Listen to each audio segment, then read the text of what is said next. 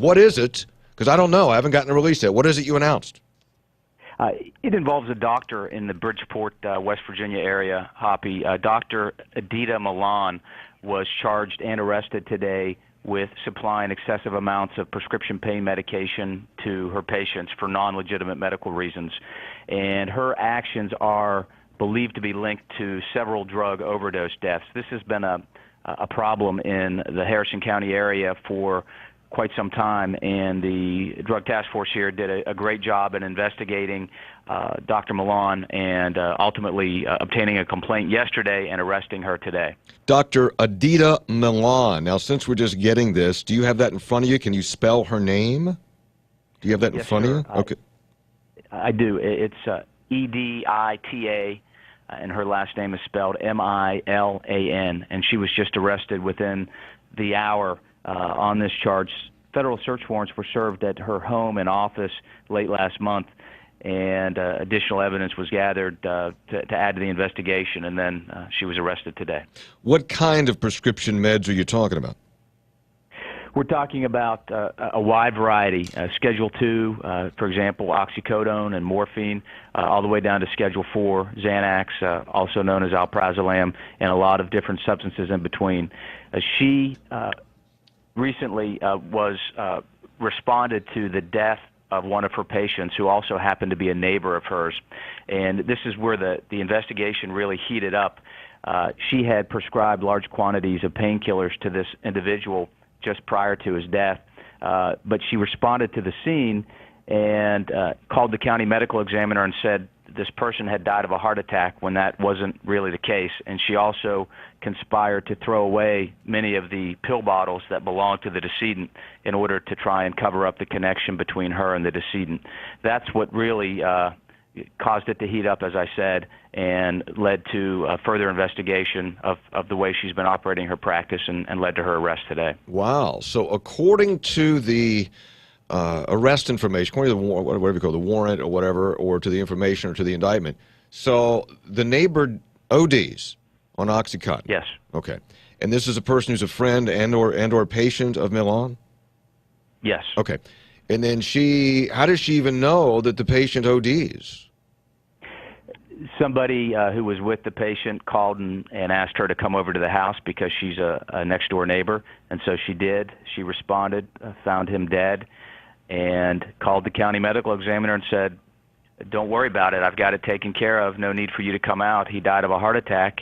Of course, an autopsy was done after that, and he did not die of a heart attack. There was not even close to that. He died from a drug overdose, and she had not only prescribed pills to him recently, she was prescribing to him but not actually seeing him. And for those of you, and I know I'm still getting educated on this stuff every day, but if you are prescribed oxycodone or morphine, because of its addictive nature, you have to actually go in and see your doctor to get those prescriptions.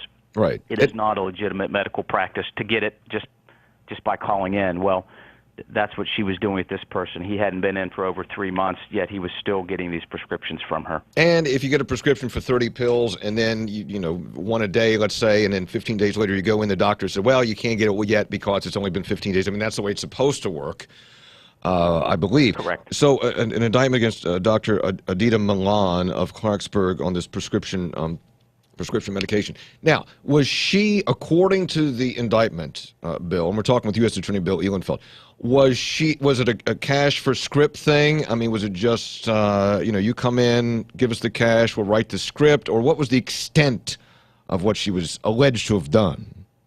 Sure. This is only a criminal complaint at this point in time. We wanted to arrest her and get her off the streets and prevent her from practicing anymore. So an indictment has not yet been returned, but that's something that I think you'll hear about down the road. But yes, this was a cash-intensive practice.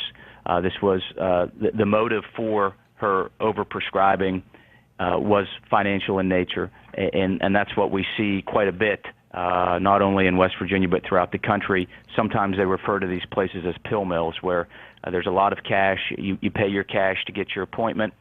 There's not a lot of medical examination that goes on. There's not a lot of treatment that goes on. You basically pay, you come in, you get your scripts, and and then you go down to the pharmacy and pick up your pills.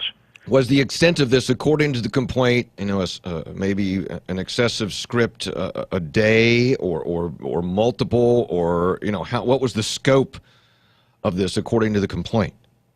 Sure.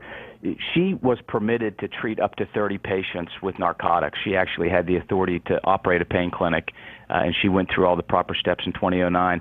She was actually treating more than twice the number of patients that she was permitted to treat. So the scope was quite large. We've seized hundreds of files of patients. And the other interesting thing, Hoppy, is she also is believed, according to the complaint, to have prescribed pills to individuals, quote, off the books. In other words, they weren't officially patients of hers, but she was keeping them off the books so as not to exceed that magical number of 30 by too many people. And so she was prescribing to people that way as well. And so the scope was somewhat significant. In addition to the gentleman who died in June, investigators also have linked her to the deaths of 3 other people between 2010 and 2011 through overprescribing. Really? So you have her, according to the complaint and the investigation, you have her linked to the overdose deaths of 4 people. Yes, and we don't yet have records from 2012 or the first half of 2013. We're waiting on those from the State Health Department. What's the federal law on this, Bill? Can you charge her with murder?